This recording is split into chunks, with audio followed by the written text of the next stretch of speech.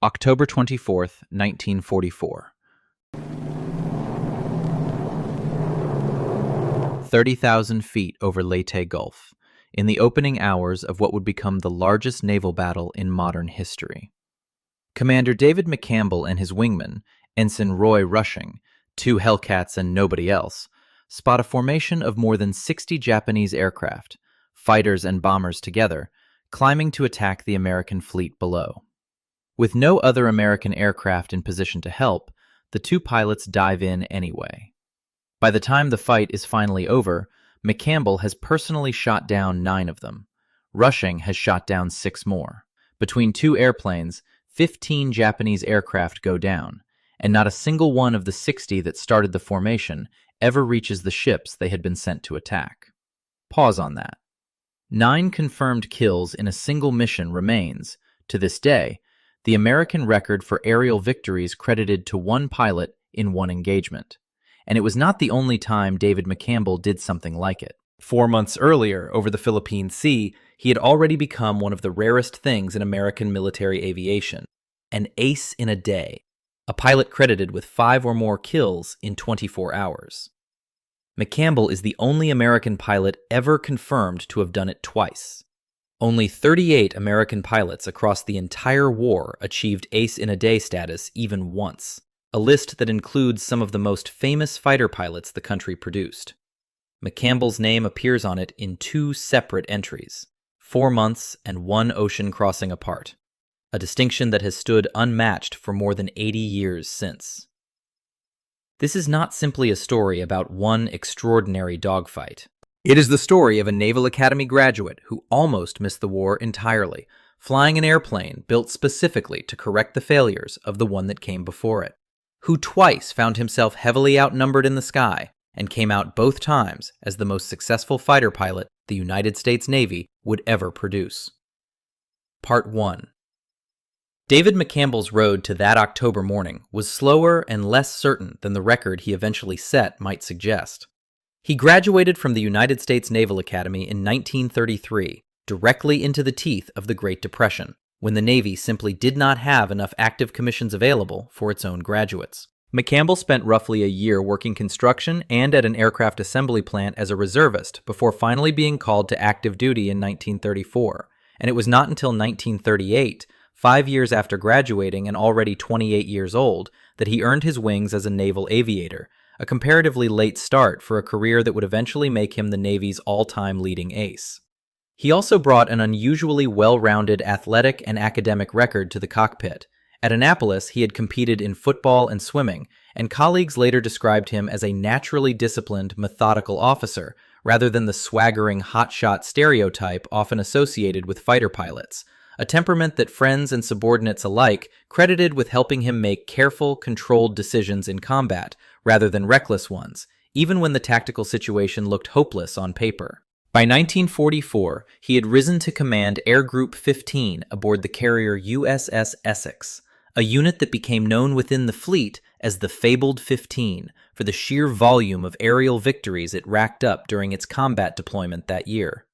Air Group 15's combined tally by the end of its deployment ran into the hundreds of enemy aircraft destroyed both in the air and on the ground, a record that made it one of the most successful single-carrier air groups of the entire Pacific War, and gave McCampbell, as its commander, both the authority and the combat opportunities to build the individual record he eventually set. Part 2.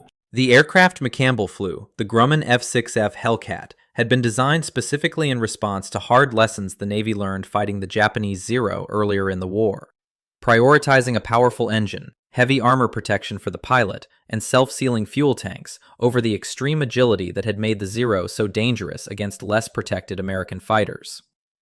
McCampbell flew several different Hellcats during his combat tour aboard Essex, each one, following naval aviator custom, given a name. An early F6F-3 called Monsoon Maiden that was damaged by anti-aircraft fire and withdrawn from service in May 1944, followed by aircraft named the Minsi and Minsi II, before he settled into the F6F-5 that would carry him through the rest of his combat tour and the majority of his kills, an aircraft he and his crew named Minsi III. The name itself was a tribute to a woman McCampbell was courting during the war, a detail typical of the informal naming culture that ran through American carrier squadrons, where crew chiefs and pilots alike painted personal names, pin-up art, and victory tallies onto the noses and fuselages of aircraft that were, in every practical sense, government property assigned to whichever pilot happened to be flying that day. Minsi III would go on to carry McCampbell through the last 23 and a half of his eventual 34 confirmed kills, making it, by the time the war ended, one of the most successful individual fighter aircraft flown by any American pilot in the Pacific Theater. Part 3. McCampbell's first taste of the Ace in a Day distinction came on June 19, 1944, during what American aircrew nicknamed the Marianas Turkey Shoot, one of the most lopsided air battles of the entire Pacific War. Leading his fighters against a Japanese carrier strike of some 80 aircraft bearing down on the American fleet, McCampbell personally shot down 5 Yokosuka D-4Y Judy dive bombers during the morning engagement alone, becoming an ace in a single sortie. That afternoon, flying a second mission the same day, he added 2 more kills, Mitsubishi Zeros over Guam, bringing his total for the day to 7. For that action, and eventually for the October mission as well, McCampbell would receive the Medal of Honor, the citation formally crediting him with helping to rout and virtually annihilate the Japanese attack force before it could inflict serious damage on the fleet. The Marianas Turkey Shoot as a whole was already, independent of McCampbell's individual performance, one of the most lopsided air battles of the Pacific War, with American carrier fighters and anti-aircraft fire together destroying several hundred Japanese carrier aircraft over the course of the campaign for the loss of a small fraction as many American planes, a ratio so devastating to Japan's already thinning carrier air groups that historians generally treat the battle as the effective end of Japan's ability to conduct large-scale carrier aviation for the remainder of the war.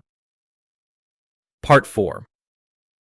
4 months later, at the opening of the Battle of Leyte Gulf, McCampbell found himself in an even more extreme version of the same situation, this time with only a single wingman rather than an entire squadron. Climbing to roughly 30,000 feet, well above the altitude most Japanese aircraft of the period could operate effectively at, McCampbell and Ensign Roy Rushing spotted a formation of more than 60 Japanese aircraft, a mix of Zero fighters, Nakajima Ki-43 Oscar fighters, and other types, climbing toward the American ships below. Rather than wait for reinforcements that were not coming in time, the 2 Hellcats dove into the formation from altitude, using the advantage of height and speed to make repeated diving firing passes before climbing back for another attack. A tactic that let 2 aircraft harass a formation dozens of times their number without ever needing to turn and fight on the enemy's terms. The altitude advantage mattered enormously here, since the Hellcat's engine, a powerful Pratt & Whitney radial, and the pilot's decision to remain above the Japanese formation for as long as possible, meant McCampbell and Rushing could largely dictate when and how each engagement happened, diving to attack, using their built-up speed to escape back upward before the more numerous but lower and slower Japanese aircraft could turn and press an advantage of their own. It was a tactic that traded the aggressive, close-in dogfighting style some earlier American fighters had been forced into against the more maneuverable Zero, for a more patient, energy-conserving approach that the Hellcat's power and the pilot's discipline both made possible. Part 5. What followed was, by any standard, an extraordinary sustained engagement. McCampbell himself was credited with 9 confirmed kills that mission, 5 Zeros, 2 Mitsubishi variants, sometimes referred to by the Allied codename HAMP, and 2 Oscars, a new American single-mission record that has never since been matched. Rushing, flying wing on him the entire time, and covering his tail through pass after pass, brought down 6 aircraft of his own, meaning the 2 Hellcats together accounted for 15 confirmed Japanese aircraft destroyed in a single mission, without either American pilot being shot down. 15 confirmed kills credited to 2 aircraft in a single mission remains, by most accounts, an unmatched combined total for any 2-plane element in American aviation history. A figure that becomes only more remarkable when set against the fact that the 2 pilots were, for virtually the entire engagement, the only American aircraft present at all, with no additional fighters arriving to help thin out the formation or cover them from a fresh Japanese attack from another direction. It is worth noting, in the interest of precision, that some accounts credit McCampbell with 2 additional probable kills beyond his 9 confirmed victories that day, claims that could not be fully verified and were not added to his official record. A reminder that even celebrated aerial victory tallies from this period generally reflect only what could be confirmed through gun camera film or corroborating witness testimony, not necessarily everything a pilot believed he had hit. This is a pattern that shows up repeatedly across the history of American aerial victory accounting from the Second World War. Official credit systems on both the Navy and Army Air Force's side generally required some form of corroboration, whether gun camera footage, a wingman's direct observation, or in some cases, ground or ship-based confirmation of a crash.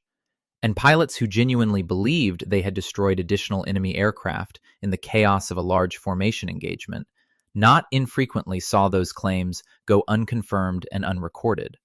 A conservative bias in the record-keeping that, if anything, suggests official tallies like McCampbell's 9 are more likely to understate a pilot's actual combat effectiveness than to inflate it. Part 6.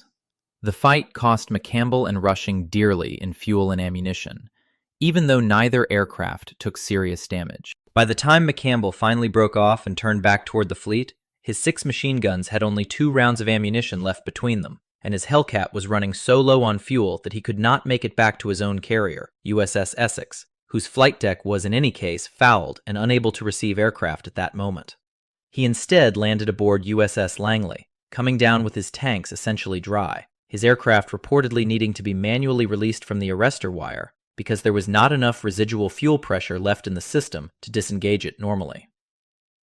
The Japanese formation the 2 pilots had attacked, more than 60 aircraft strong at the start of the engagement, never reached the American fleet at all, broken up and forced to abandon its attack before a single enemy aircraft got through. The decision to divert to USS Langley, rather than wait for Essex's deck to clear, was itself a small but consequential piece of airmanship, since a pilot flying on fumes, who circled too long waiting for his own carrier, risked running dry and ditching in open water, regardless of how many kills he had scored minutes earlier.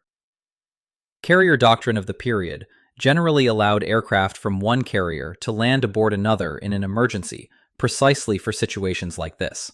And McCampbell's landing aboard an unfamiliar flight deck, with essentially no fuel margin for a second attempt if his approach had been off, was its own small test of piloting skill, layered on top of everything that had already happened that morning. Part 7. It is worth being honest about the context surrounding this feat, rather than presenting it purely as evidence of 2 men's individual skill in isolation. By October 1944, more than 2.5 years into the Pacific War, the Japanese Naval Air Arm had suffered catastrophic losses among its most experienced pilots. First in the extended fighting around Guadalcanal and the Solomons, then more recently in the Marianas Turkey Shoot itself just 4 months earlier. And many of the pilots McCampbell and Rushing engaged that October morning had received considerably less flight training than the veteran aviators who had flown for Japan at the war's outset. None of that diminishes what the 2 Americans actually did in the cockpit, holding position at altitude, choosing the moment and angle of every pass, and converting outnumbered odds of roughly 30-1 into a combined 15 kills without loss, a performance that required real tactical discipline and gunnery skill, regardless of how experienced the opposing pilots were. Sustaining that level of accuracy and discipline over dozens of individual firing passes, rather than 1 or 2 lucky bursts, is itself a skill separate from simply being outnumbered by a weaker opponent. And it is the part of the record that is held up, regardless of how later historians have revised their understanding of Japanese pilot quality by late 1944. But the fullest account of the mission credits both the pilots' individual performance and the increasingly degraded state of the Air Force they happened to be fighting that year, rather than treating the lopsided score as proof that any 2 well-flown Hellcats could have done the same thing against the Japanese carrier air groups of 1942. It is also worth noting that the 60 aircraft formation McCampbell and Rushing intercepted that morning was a mixed force of fighters and land-based aircraft, rather than a single homogeneous fighter unit. meaning not every one of the 60 Japanese planes in the sky that day was necessarily flown by a combat pilot with equivalent training or an aircraft equally capable of fighting back against a diving Hellcat attack. A detail that further complicates any attempt to reduce the engagement to a simple story of raw individual skill overcoming impossible odds without qualification. There is also a small but genuinely interesting oddity buried in the Medal of Honor citation itself. Officially, McCampbell's medal is dated to the First and Second Battles of the Philippine Sea, June 19, 1944, the day of the Marianas Turkey Shoot. Yet the written citation explicitly describes and credits both that action and the October 24th engagement over Leyte Gulf within the same document, folding two separate record-setting performances, 4 months apart, into a single award. It reflects just how unusual it was, even by the standards of a Navy handing out decorations for genuine heroism throughout 1944, for one aviator to produce two performances worth a Medal of Honor citation on their own within the same combat tour.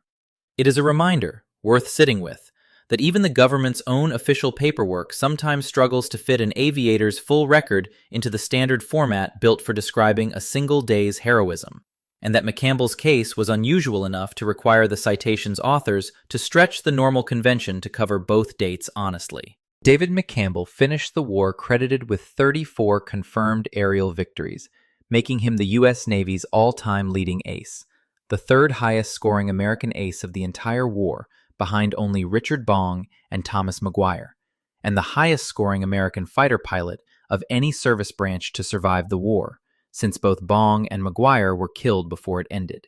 He returned to the United States in early 1945 and went on to a long post-war Navy career, eventually commanding the aircraft carrier USS Bonhomme Richard and serving on the Joint Chiefs of Staff before retiring as a captain in 1964 after 31 years of service. He died in Riviera Beach, Florida in 1996 at the age of 86 and is buried at Arlington National Cemetery, remembered as the answer to a question no other American naval aviator of the war can claim.